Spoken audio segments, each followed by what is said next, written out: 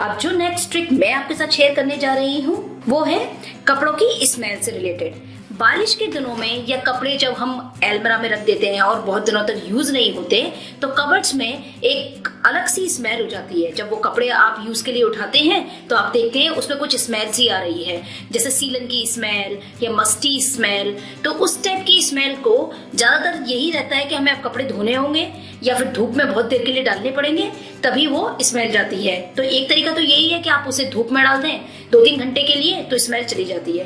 लेकिन कभी कभी हमें अर्जेंसी होती है कि हमने सूट पहना और दुपट्टा निकाला तो दुपट्टे में एक स्मेल आ रही है, तो हम क्या करें। तो मैंने एग्जाम्पल दिया आपको, तो उस केस में सबसे अच्छा तरीका तो ये रहता है कि आप एक तो पहले कबर्ड में इस टाइप का कोई भी कपड़े का पाउच लें, ये कपड़े का पाउच, इसमें आप भर लें बेकिंग सोडा यानी खाना सोडा। इसका ट्रीटमेंट हमारे किचन में ही है।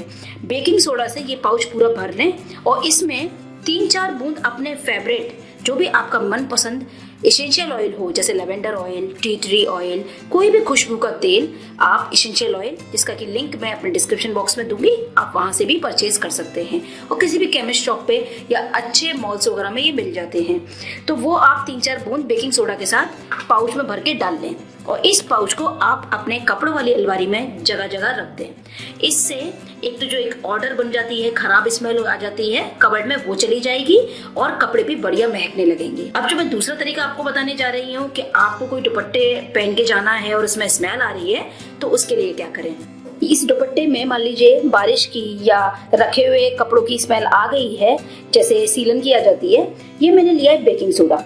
अब हम क्या करेंगे, एक पैकेट लेंगे इस टाइप का कागज का, कोई भी थैला जो होता है इस टाइप का, इसमें हम डालेंगे 1 कप बेकिंग सोडा यानी खाना सोडा। इस तरीके से आप देख सकते हैं। और मैं अब इस दुपट्टे को या स्टोल को, जो भी आपका कपड़ा है, उसको इस पेपर बैग में रख दूंगी इस तरीके से। और पेपर बैग को हम इस तरीके से कसकर हिलाएंगे और इसको 10 मिनट के लिए पेपर बैग को सोडे के साथ जो हमने कपड़ा रखा है ऐसे ही छोड़ देंगे 10 से 15 मिनट के लिए। 15 मिनट बाद आप कपड़े को निकालिए, अच्छी तरीके से झाड़िए और झाड़ने के बाद आप पाएंगे कि स्मेल काफी हद तक बिल्कुल जा चुकी है।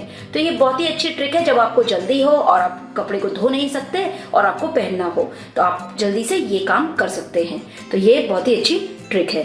अब जो मेरी अगली टिप है वो है अचार से रिलेटेड। मैं एक और टिप बता रही हूँ। अक्सर अचार को लेकर सबकी यही परेशानी रहती है कि अचार में फंगस लग गया, अचार खराब हो गया। हम उसके लिए बहुत कुछ करते हैं कि अचार सही बने रहे।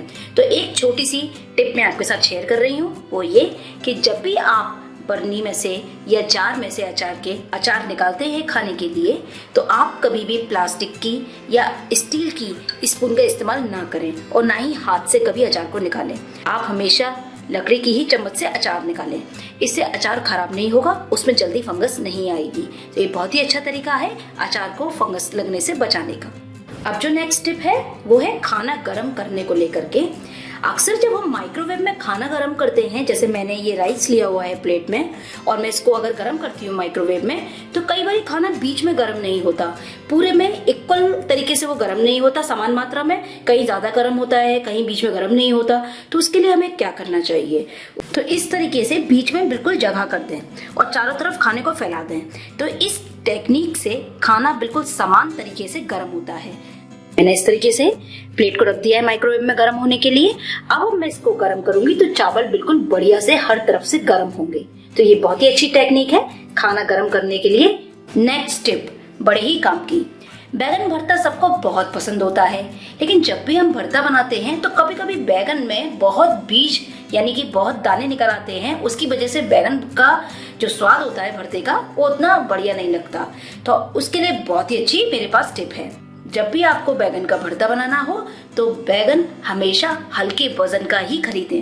बैगन का वजन हल्का होना चाहिए, इससे पता चलता है कि बैगन में दाने कम है और गूदा ज्यादा है। तो हल्के वजन वाले बैगन में ही दाने कम होंगे और गूदा ज्यादा होगा। और ऐसे बैगन से जब आप भरता बनाएंगे तो भरता बहुत ही स्वादिष्ट बनेगा और आपको बार बार मुंह में दाने भी नहीं आएंगे। एक और टिप है बैगन को ही लेकर जब भी आपको बैगन भरता बनाना होता है तो आपको बैगन को भूनना होता है गैस पर। उसके लिए आपको छिलका भी उतारना होता है। फिर बैगन का भूनने के बाद वो आसानी से छिलका उतारने के लिए बैगन के ऊपर आप थोड़ा सा सरसों का तेल लगा दें। सरसों का तेल बैगन के ऊपर लगाने से छिलका आसानी से उतर जाता है। एक और मैं आपको टिप देना चाहूंगी बैगन भरते की ही, कि बैगन का भरता जब आप बैगन को भूनते हैं बैगन भरता बनाने के लिए, तो तभी आप भूनते वक्त बैगन में जगह जगह छेद करके लहसुन की कलियां फंसा दें। और इसी तरीके से आप और भी छेद करके हरी मिर्च को भी फंसा सकते हैं और तब आप बैगन को भूने, तो इससे लहसुन भी भुन जाएंगे, हरी मिर्च भी भुन जाएगी और बैगन भी। तो जब आप इस सबसे आप भरता बनाएंगे तो भरते का टेस्ट कुछ और ही होगा। बहुत ही टेस्टी भरता बनता है इस टेक्निक से, एक बार आप जरूर ट्राई करें। इसी तरीके से अगर आपको बैगन के भरते में मटर भी डालनी है, हरी मटर, तो आप हरी मटर को भी छिलका सहित ही भून लें गैस पर, आग पर भून लें हरी मटर को छिलका सहित, और उसके बाद उसके दानों को भरते में डालें। तो दाने आपको बहुत ही स्वादिष्ट लगेंगे, उसमें एक बहुत ही अच्छा फ्लेवर आ जाएगा। तो बैगन का भरता भुनी हुई मटर के साथ बहुत ही बढ़िया लगेगा। नेक्स्ट टिप, ये भी आपको बहुत काम आएगी, मेरे भी बहुत काम आती है। जब भी हम दही जमाते हैं, जैसे मैंने ये दूध लिया है कैसरोल में, एक तो दही बहुत ही अच्छा जमता है कैसरोल में, ये बहुत ही अच्छी टिप है कि आप कैसरोल में ही जमाइए दही को। दही जमाते समय दूध में अगर आप नारियल, ये फ्रेश वाला नारियल है पानी वाला, एक टुकड़ा आप दूध में डाल दें, तब आप दही जमाएं, तो इससे दही 2 से 3 दिन तक बिल्कुल ताजा बना रहता है। एक बार आप इसको जरूर ट्राई करें, बहुत ही अच्छी टिप है। अब जो नेक्स्ट टिप है वो दाल के स्वाद को लेकर है। हम अक्सर जब दाल बनाते हैं तो सिर्फ दाल को भिगोते हैं, उसके बाद कुकर में चढ़ा देते हैं।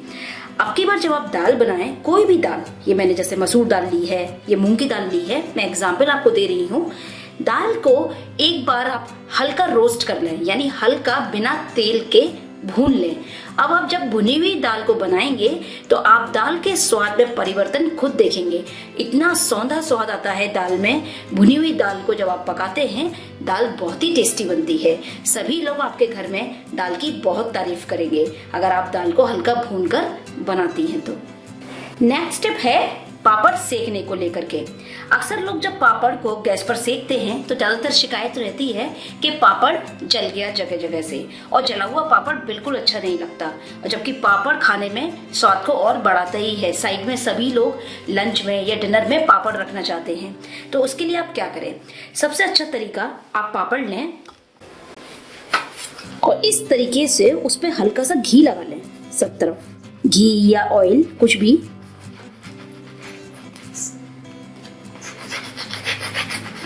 और अब हम एक पैन पर पापड़ को सेकेंगे। इससे पापड़ बहुत ही बढ़िया क्रिस्पी और बिल्कुल कम तेल वाला एकदम बढ़िया पापड़ सेक करके तैयार हुआ, जो बिल्कुल भी नहीं जलेगा।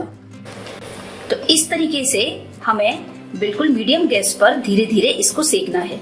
इससे पापड़ बिल्कुल जलेगा नहीं और एकदम क्रिस्पी पापड़ तैयार हो जाएगा, और इसका स्वाद आपके जो आप पापड़ गैस पर सेकते हैं उससे कहीं ज्यादा बढ़िया आएगा।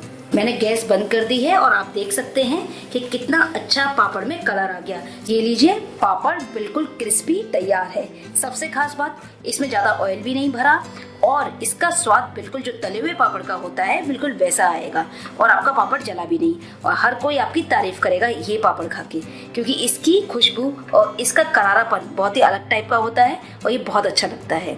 इसी प्रोसेस से आप माइक्रोवेव में भी पापड़ को सेक सकते हैं। बिल्कुल सेम तरीके से हम पापड़ को माइक्रोवेव भी कर सकते हैं। आप देख सकते हैं कि पापड़ पर हल्का सा हम घी लगाएंगे इस तरीके से दोनों साइड, और अब मैं इसको सेकने के लिए माइक्रोवेव में रख देती हूँ। मैंने पापड़ को सिर्फ 1 मिनट के लिए रखा है, तो अभी हम चेक करते हैं। 1 मिनट हो गया है, मैं खोल कर देखती हूँ और आप देख सकते हैं पापड़ बिल्कुल बढ़िया सिक गया है। ये देखिए, हल्का सा मैंने इस पर घी लगा कर रखा था और आप देख सकते हैं कि कितना बढ़िया पापड़ सिका है। दोनों पापड़ आप देख सकते हैं, जो मैंने माइक्रोवेव में घी लगाकर सेका है और जो मैंने पैन पर सेका है। ये देखिए कितना बढ़िया ये सिका है और बिल्कुल जलने की प्रॉब्लम भी नहीं हुई। तो एक बार आप जरूर इस टेक्निक को ट्राई करें। नेक्स्ट टिप है टमाटर की। टमाटर बहुत दिनों तक फ्रेश रहें इसके लिए हम क्या करें, क्योंकि टमाटर आजकल बहुत महंगे हैं और अक्सर जब भी टमाटर हम लाते हैं कि कुछ दिनों बाद ही वो पिलपिले से और ख़राब होने लगते हैं। उसके लिए एक ट्रिक ये है, टमाटर लें और जो टमाटर का डंठल वाला हिस्सा होता है, अगर डंडी निकली हुई है तो बहुत ही अच्छा है, उसके ऊपर आप कोई भी मोमबत्ती लेकर के, जैसे मैंने ये पुरानी मोमबत्ती ली है, मोमबत्ती लेकर के मोम रगड़ दें। इस तरीके से यहाँ पर मोम लगा दें। चाहे तो मोमबत्ती थोड़ी गर्म कर लें, मैंने हल्की गर्म कर ली है मोमबत्ती, और टमाटर के डंठल पर आप मोम रगड़ दें। आपके टमाटर में अगर डंडी हो तो बहुत ही अच्छा है। इस तरीके से मोम लगा दें, तो इससे टमाटर बहुत दिनों तक फ्रेश बने रहते हैं, जल्दी खराब नहीं होते। तो आपने देखा कि मोमबत्ती का इस्तेमाल हम ऐसे भी कर सकते हैं। लेकिन जब भी आप इन टमाटर का इस्तेमाल करें, आप चाकू से इतने इतने पोर्शन को कट करके फेंक दें और पानी से टमाटर को धोएं, फिर इस्तेमाल करें। जो टिप मैं आपके साथ शेयर करने जा रही हूँ वो है माड़। माड़ बोलते हैं जब भी हम चावल बनाते हैं और चावल को छानने पर जो पानी निकलता है उसमें से, उसको हम माड़ बोलते हैं। तो माड़ को आप कभी भी ना फेंकें, माड़ बहुत काम की चीज़ है। जब भी आप दाल चावल बनाते हैं तो अगर दाल में आपको पानी मिलाना है या दाल आपकी गाढ़ी हो गई है तो पानी की जगह आप माड़ का इस्तेमाल करें। इससे दाल बहुत स्वादिष्ट हो जाएगी और उसकी जो न्यूट्रिशनल वैल्यू है वो भी बहुत बढ़ जाएगी। दूसरा तरीका ये है, आप जब भी आटा गूंथें रोटी के लिए, आप थोड़ा सा माड़ का पानी आटा गूंथते वक्त इस्तेमाल करें। इससे रोटियां बहुत ही नरम और मुलायम बनती हैं और रोटियों की जो पौष्टिक गुणता होती है वो भी बढ़ जाती है। इस तरीके से मैंने माड़ का इस्तेमाल आटा गूंथने में कर लिया। जब भी हम कोई सब्जी बनाते हैं और हमें प्याज भूननी होती है तो हमें हमेशा सब्जी अच्छी बनाने के लिए प्याज को पहले भूनना चाहिए, अदरक लहसुन पेस्ट को हमें बाद में। अगर आप अदरक लहसुन पेस्ट भी प्याज के साथ ही भूनने में डाल देंगे तो अदरक लहसुन का पेस्ट जल्दी भुन जाएगा और प्याज को भुनने में समय लगता है, तो अदरक लहसुन पेस्ट पूरा जल जाएगा, उससे सब्जी में कड़वाहट आ जाएगी। तो पहले आप प्याज भूनिए, बाद में अदरक लहसुन का पेस्ट को हमें डालकर भूनना होता है। तो इससे सब्जी बहुत ही स्वादिष्ट बनती है और पेस्ट भी नहीं जलता है। अब जो नेक्स्ट टिप है वो है मिठाई से रिलेटेड। जब भी आप कोई हलवा, मिठाई, कुछ भी आप घर में मीठा बनाते हैं तो हमेशा मिठाई को बनने के बाद ठंडा होने दीजिए और ठंडे होने पर ही उसमें आप जो भी खुशबू के लिए इलायची या जायफल या केसर डालते हैं, ठंडा होने के बाद ही आप डालें। इससे उनकी खुशबू इलायची या केसर की या जायफल की दुगनी हो जाएगी और बहुत ही बढ़िया आपको मिठाई लगेगी खाने में। नेक्स्ट टिप है बासी चावल को किस तरीके से फ्रेश करें। सपोज आपके चावल बच जाते हैं तो आप देखते होंगे कि चावल हल्के से हार्ड हो जाते हैं, तो उसको दोबारा जब हम गर्म करते हैं तो आप क्या करें, उस वक्त थोड़ा सा पानी लें, इस तरीके से थोड़ा पानी, और इस तरीके से उस पर छिड़क दें पानी। और अब जब आप इसको पैन में गर्म करेंगे चावल को तो ये वापस पहले की तरह से खिले खिले और फ्रेश दिखाई देंगे। तो मुझे उम्मीद है आज आपको मेरी ये किचन की अमेजिंग टिप्स एंड ट्रिक्स बहुत पसंद आई होंगी।